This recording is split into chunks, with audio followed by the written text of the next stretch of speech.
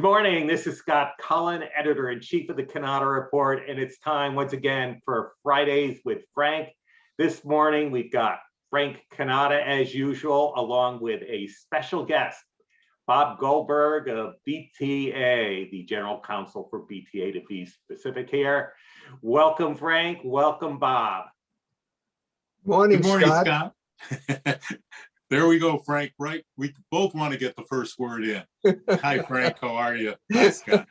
Memorial Day is coming up on Monday. This is the Friday before, and Frank just wrote a piece in our May issue about the history of Memorial Day, and Frank is just going to share some thoughts on Memorial Day and what he learned in his research.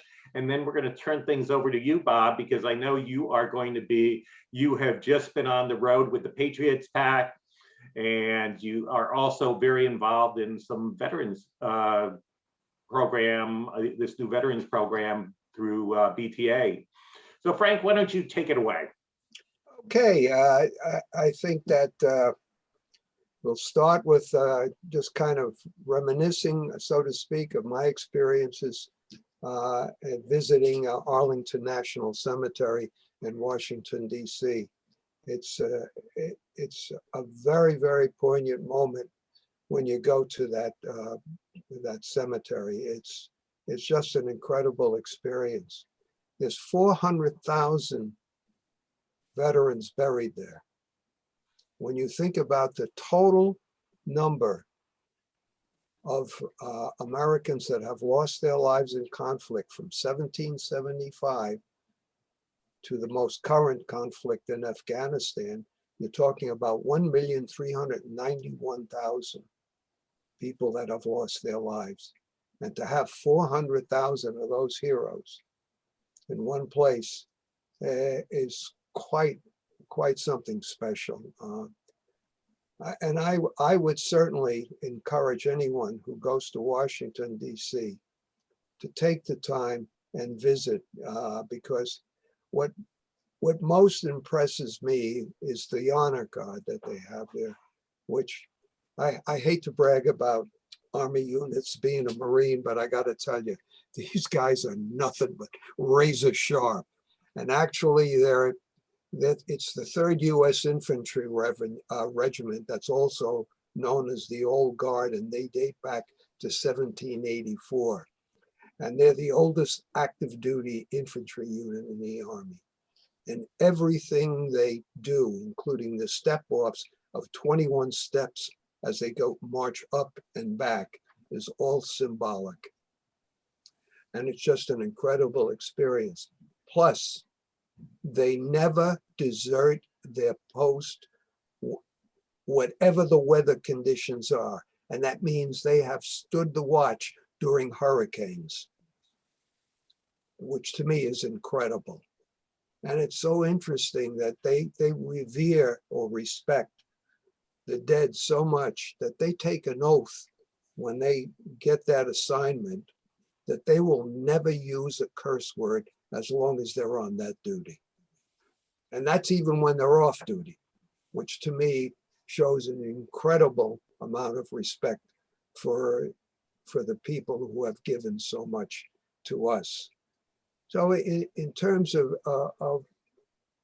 the history of it, it really wasn't Memorial Day until 1771, the National Holiday Act, I think it was called, where it specified we went from being Decoration Day to Memorial Day. And it has a history that started after the Civil War, when they wanted to honor those that had died in the Civil War. And the South, acting like the South usually does, says, no, we'll do our own. So they did their own for a while, and then finally came around with after World War I, when they said they wanted to include the dead from World War I, that it became every American that had served to that point. So really, it's not much more that that I can add about it. It's just that when you stop and think about it, that this is a place that is very special in our history and should continue to be revered and respected. and then also remind us of the number of people that have died to protect our country, to serve our country, and to give us the life that we're fortunate to enjoy. So this Memorial Day, please take a moment.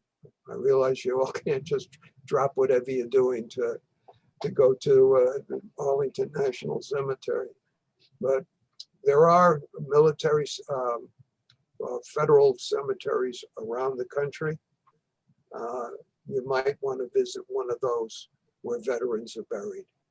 Any rate, that's kind of my 3-0 mark, Scott, and you can take it from there.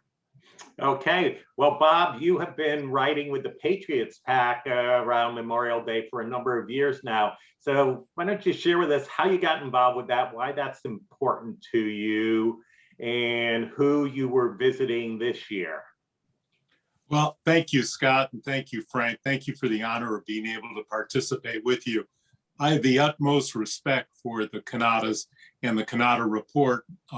Over the years, at each of the dinners, the Canada dinners, there's always been a segment that's been devoted to our military, to our veterans, to our POWs, and it's been part of the charitable endeavors of the Canada Report for more than 10 years that I can recall right now.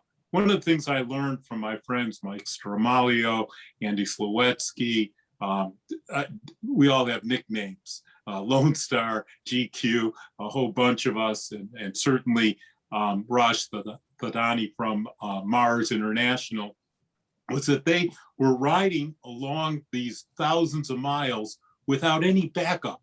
So if something happened to one of the riders or something happened to one of their bikes, there was nothing there to help them through that. So one night I was with the PAC and I had met them at Washington at the end of their ride. And I said, we're going to change all that. We're going to have a support vehicle that helps you throughout the ride. And that's how I got involved. I reached out to Mars and Raj. Raj stepped right up to the plate, sponsored the RV, and we are in the RV. We left on May 16th from Scottsdale. We arrived in Richmond around, I think it was May 23rd at Sam Stone's location. And during the visit, we saw many dealerships. And I want to tell you, we stopped in West Virginia and met with one of the last Tuskegee Airmen and honored him and thanked him for their service and recognized them for their contribution to the military, which for many, many years had been overlooked. So we firmly believe in the military. We firmly support our veterans. We firmly support those that gave their lives. Frank, that was very touching what you said about Arlington, and people should visit the Tomb of the Unknown Soldier. It is extremely moving. And while you're there, go see JFK's gravesite as well, and on the thousands of others. The PAC has visited there to see Jim DiMidio from Uratech. His father is buried in Arlington, and we've gone and visited that site as well, and it's extremely moving. So our industry has been just fantastic in terms of recognizing the military, supporting the military, and helping charitable endeavors throughout. And to further that, I had a call from a BTA member, Jeremiah Shepard, who's a former military veteran. And Jeremiah asked me, Bob, what's the industry doing to help the transition from the military to the private sector? I said, Jeremiah, I don't know what we're doing. At that point, I didn't have the knowledge that Frank's put in the magazine for the last few issues, talking about Ricoh and Sharp and Konica and all the Xerox and all the companies that have programs to help military people transition to the private sector. But BTA wanted to step up along with others and put together a program whereby military people and dealers could both post their qualifications and their job positions and try to help people transition into our industry. So with that, we created VetTech.